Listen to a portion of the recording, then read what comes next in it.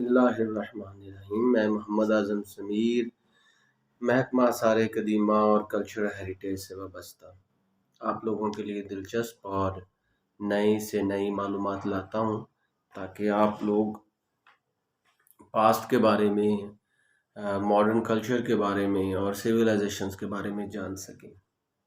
इसके साथ साथ मैं कोशिश करता हूँ कि आप लोगों को ऐसी बातें बताऊँ जो कि सदियों साल पुरानी है और ऐसे हक़ाइक़ आपके सामने रखूं जिनको सुनने के बाद आपको लगे कि आप लोग इस दुनिया के बहुत से ऐसे पोशीदा चीज़ें थी जो आपके मुशाहिदे में पहले नहीं थी। इस सिलसिले में आज मैं आपके लिए बॉर्डर के पार एक ऐसा मुल्क है जिसका नाम है चाइना, या जिसे हम चीन कहते हैं। उसमें वैसे तो बहुत से मोनूमेंट्स हैं, लेकिन जो सबसे इम्पोर्टेंट है वो है दीवार चीन। उसके बारे में जो दिलचस्प हक़ाइक़ हैं वो आप में से बहुत से लोग जानते भी होंगे, और जो नहीं जानते उनके लिए ये बहुत ही इंफॉर्मेटिव वीडियो साबित होगी। नाज़रीन, सबसे पहली बात तो ये कि जो चाइना है, चाइना हमारा पड़ोसी मुल्क है और हमारा दोस्त मुल्क है। हमने और चाइना ने हमेशा एक दूसरे का साथ दिया है मुश्किल से मुश्किल वक्त में, तो हमें उनके कल्चर को समझना, उनको हमारे कल्चर का समझना बहुत ज़रूरी है। तो इस सिलसिले में बहुत से तलबा और तालबात हैं जो चाइना में पढ़ने जाते हैं, और बहुत से काम करने वाले और इंजीनियर चाइनीज़ हैं जो पाकिस्तान का दौरा करते रहते हैं। मैं जब चाइना में था आला तालीम के लिए, जब गया हुआ था, तो मैंने वहाँ बहुत से मोनूमेंट्स देखे। तो उनमें जो बहुत से इम्पोर्टेंट मोनूमेंट्स में से टेराकोटा आर्मी का जो म्यूज़ियम है, टेराकोटा आर्मी की जो साइट है शियान में, वो बहुत अच्छी थी।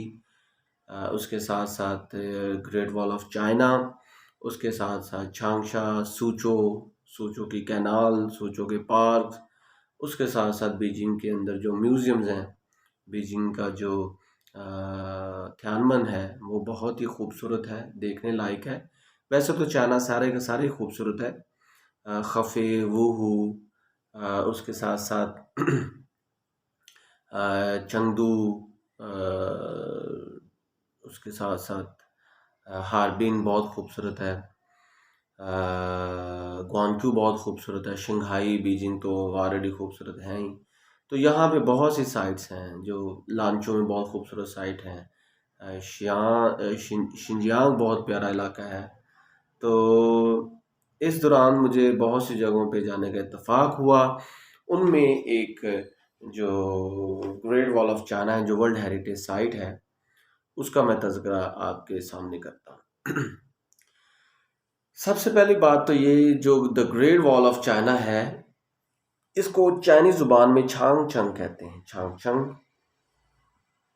इसके अलावा ग्रेट वॉल ऑफ चाइना को द 10,000 माइल्स वॉल भी कहते हैं, वॉन ली छांगचन।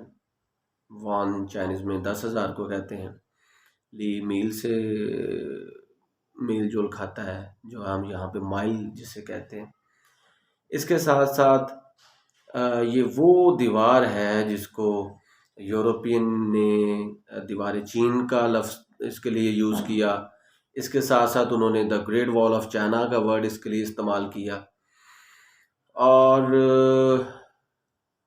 इसके अगर एटमोलॉजी की बात करें तो इसका जो नाम है वो सदियों पुराना है, और ये कहा जाता है कि आज से तकरीबन 2300 साल पहले इस दीवार को तमीर किया गया। उसमें बाद में इसमें तब्दीलियाँ होती रहीं, इंटरवेंशंस होती रहीं, और कमोबेश 6 से 7 डायनेस्टीज़ हैं जिनमें इस दीवार पे काम होता रहा, उतार चढ़ाव और ये सारा कुछ इस पे इसका हिस्सा रहा।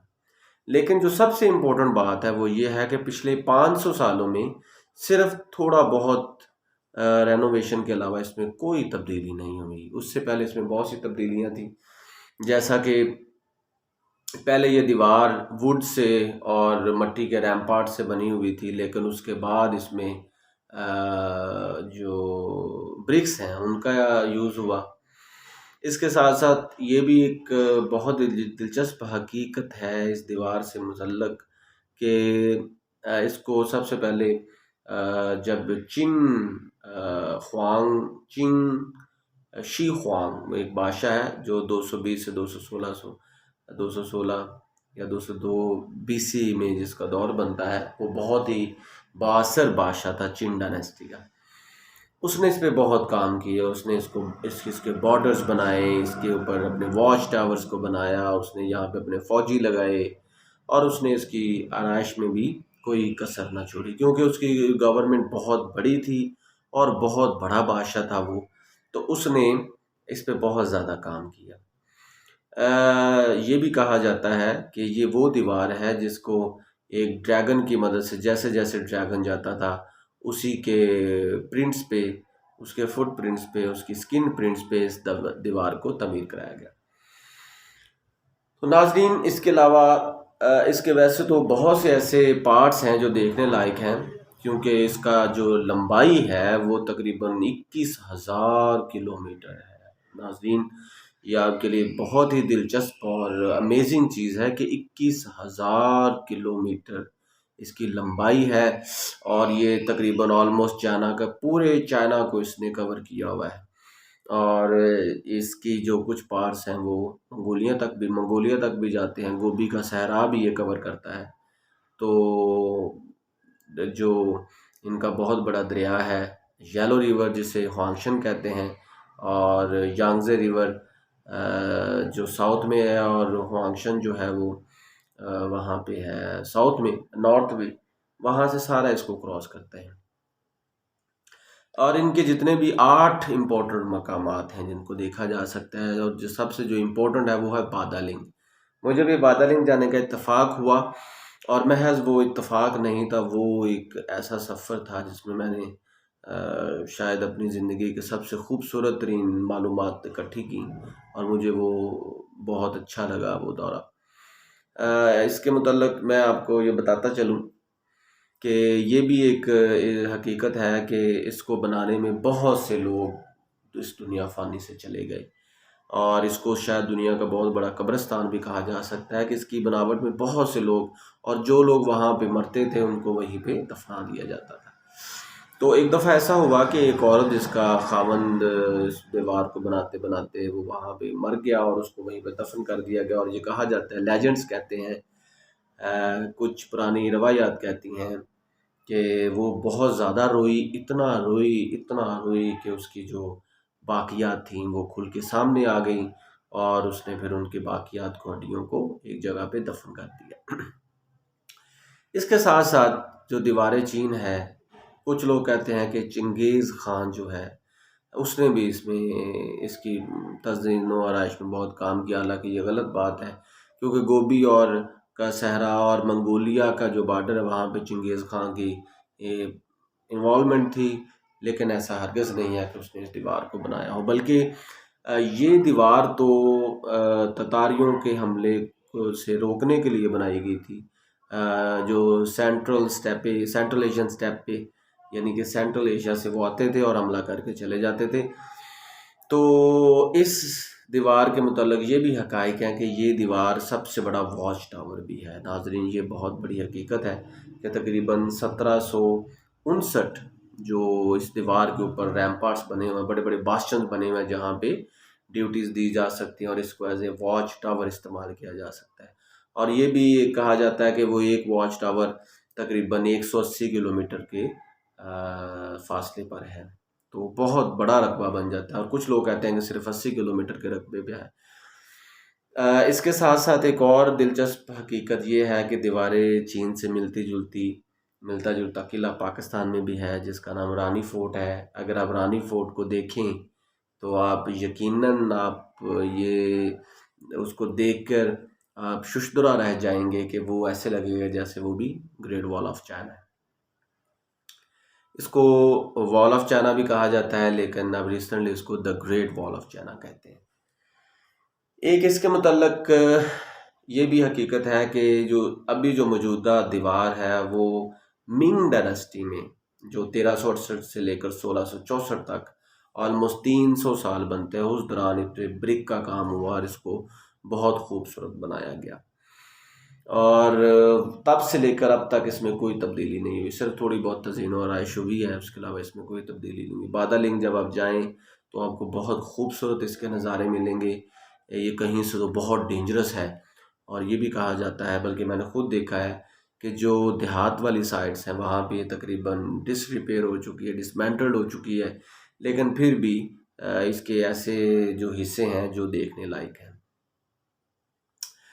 The great of wall of China या छांगछंग, इसके मतलब ये भी एक दिलचस्प बात है कि ये दुनिया की वो वाहद ऐसा मोनूमेंट है जो चांद से भी नज़र आता है। इसके मतलब बहुत से हकाइक हैं। कुछ लोग इसको सिर्फ कहानियाँ गिरदानते हैं, लेकिन कुछ साइंसदानों ने ये भी कहा है कि हाँ, वहाँ से देखी जा सकती है, लेकिन उसके लिए आपको स्पेशल लेंसेज की ज़रूरत होगी। अगर आपके पास स्पेशल लेंसेज होंगे तो फिर आप इसको देख सकते हैं। इसके अलावा the great wall of China के मतलब ये भी बहुत सी हकीकतों में से एक हकीकत है कि ये ना सिर्फ ततारियों के हमले के लिए इसको बनाया गया, रोकने के लिए बनाया गया था, बल्कि बाद में ये भी कहा जाता है कि जो वन बेल्ट रोड है जिसमें तिजारत होती थी, उसकी निगरानी के लिए भी ये दीवार बहुत अच्छी थी। One belt one road. अब ये सबसे बड़ी बात ये है कि चूँकि वन बेल्ट वन रोड जो है वो आज के दौर में उस पर बहुत काम हो रहा है, तकरीबन 20 ममालिक उसमें शामिल हैं, और उसमें पाकिस्तान का भी नाम है, और जहाँ जहाँ से लोग तिजारत करते थे ऑलमोस्ट वहाँ पे इस दीवार का हिस्सा था, और उनकी निगरानी के लिए ताजरों को कहीं कोई डाकू वगैरह ना लूट लें, इस पे काम हुआ, और लोगों ने इस दीवार को उस मकसद के लिए भी इस्तेमाल किया। इसके साथ साथ जो the great wall of China है, ये इसको 1986 में या 87 में, कहीं पे 1986 है और कहीं पे 1987 है, वर्ल्ड हेरिटेज साइट की लिस्ट में भी डाला जा चुका है। यानी कि अब इसकी प्रोटेक्शन के लिए ना सिर्फ चाइना बल्कि पूरी दुनिया मैदान में उतर आई है, और इसकी प्रोटेक्शन के लिए। और हाँ, जो सबसे बड़ी बात ये है, जो टूरिज़्म और इकोनॉमी के हवाले से जो एक बहुत ही इम्पोर्टेंट बात वो ये है कि हर साल तकरीबन 6 करोड़ 30 लाख विजिटर, 6 करोड़, फिर मैं दोहरा रहा हूँ, 6 करोड़ 30 लाख विजिटर सिर्फ बादा लिंक के मकाम को विजिट करते हैं। उसके अलावा उसके 6-8 बड़े मकामात हैं, लेकिन सिर्फ बादा लिंक को। और ये भी कहा जाता है कि सीज़न जब होता है और पीक के दिनों में तकरीबन 70,000 लोग ट्रैवल करते हैं एक दिन में।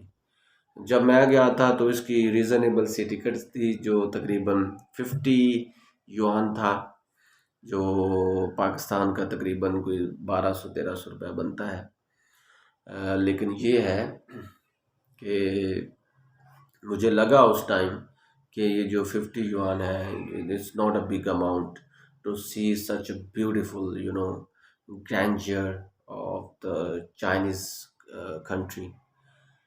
उसके अलावा जब आप यहाँ पे जाएं तो आपको एक और भी जो है मुश्किल का सामना करना पड़ सकता है। जब आप बादा लिंक के मुकाम पे पहुँचे तो वहाँ से गाड़ियाँ चलती हैं, तो वो गाड़ियों पे बैठने के लिए आपको बहुत लंबी लंबी लाइनों में लगना पड़ता है। ये बात बहुत ही पिंचिंग है, लेकिन it's reality which can not be falsified. और एक और बात, जब आप बीजिंग से जाएं जब आप बीजिंग पहुंच जाएं तो बीजिंग से जाने के लिए आप इस तकरीबन 2 वे हैं जो ज़्यादा रीज़नेबल हैं और ज़्यादा इजी हैं। उनमें एक अपनी पर्सनल कार है, और दूसरा वहाँ से बस जाती है। जो बस है वो आपको तकरीबन 1.5 से 2 घंटे में ले जाएगी, और जो पर्सनल कार अगर आप लेंगे या वहाँ से हायर करेंगे या खुद चला के लेके जाएंगे तो वो तकरीबन 1-1.5 घंटा लेगी। लेकिन आई रेकमेंड यू जब भी आप जाएं तो आप बस पे जाएं, लोकल बस पे जाएं। क्योंकि जो जो कार है वो बहुत ज़्यादा कॉस्टली पड़ेगी। मे बी आपसे 500 युआन भी चार्ज कर लें या 600 युआन कर लें charge, which is very big amount. उसके साथ साथ वहाँ पे टिकट परचेज़ करनी होती है, उसके अलावा वहाँ से आगे एक बस लेनी होती है, तो ये बहुत लंबा प्रोसेस है। वहाँ पे खाना पीना भी होता है। फिर आप जब वहाँ पे जाते हैं तो आपको बहुत सारी सुवेनियर्स लेना होती हैं। तो जब आप दीवार के ऊपर सफ़र कर रहे होंगे वहाँ पे भी आपको छोटे छोटे मकामात पर सुवेनियर्स आपको बहुत अच्छी लगेंगी, जिस पे आप आपके कंधा किए हुए नाम होंगे, वो आप करवा सकते हैं। आप वहाँ से मेडल ले सकते हैं, वहाँ से ग्रेट वॉल ऑफ चाइना के छोटे छोटे मास्टर पीसेस ले सकते हैं, डेकोरेशन पीसेस ले सकते हैं। तो आप वहाँ से बीजिंग से लोकल बस लें जो ज़्यादा इम्पोर्टेंट है, और ये आपके लिए बहुत रीज़नेबल भी होगी। If you are a tourist you can save your money as well. इसके अलावा जो ग्रेट वॉल ऑफ चाइना है, इसको कहा जाता है कि इसमें बहुत सी ऐसी चीज़ें हैं, ऐसे हकाइक हैं जो जब आप वहाँ पे जाएंगे तो तब आप उसको ज़्यादा ज़ूम कर पाएंगे। बयान करने को तो बहुत सी बातें हैं दीवार चीन के मतलब, अगर आप बयान करते जाएं तो आपके लिए आपको काफ़ी वक्त दरकार है। जो चीदा चीदा चीज़ें थी वो मैंने आप लोगों के साथ शेयर कर दी। इसके साथ साथ एज ए टूरिस्ट जो 4-5 चीज़ें हैं उसका आपने ख़ास ख्याल रखना है। दीवार चीन पे जाके आपने वहाँ पे कैमरा मैन होंगे, उनसे तस्वीरें नहीं खिंचवानी, वो बहुत कॉस्टली हो सकती हैं। आप अपने कैमरे से तस्वीर खिंचवाएँ।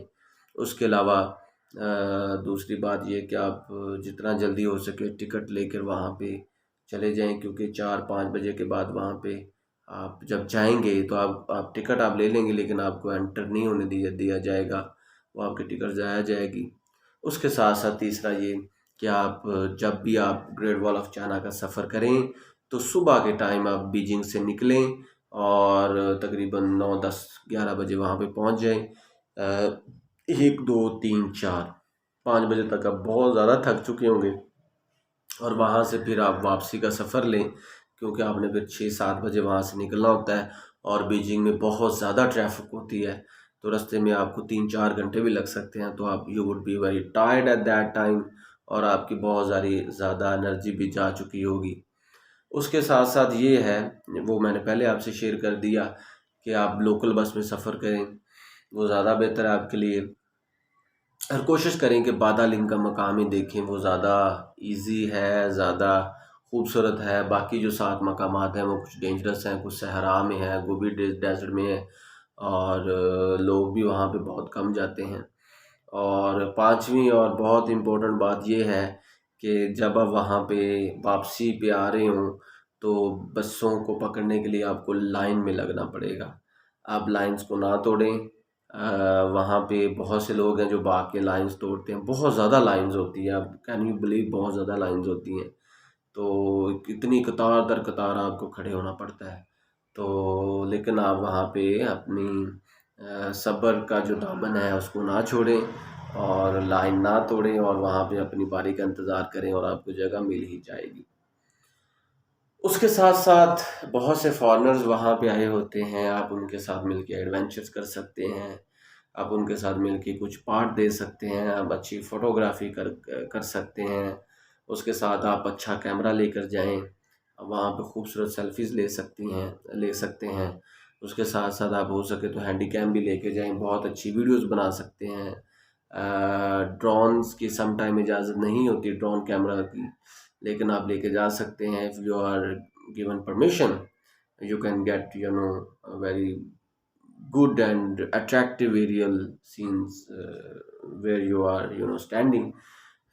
फाइनली ये कि आप लाइफ में एक दफ़ा ज़रूर चाइना का विज़िट करें। China is very beautiful country and Chinese are our brothers, they always treat us with the good guest and Chinese people are very loving.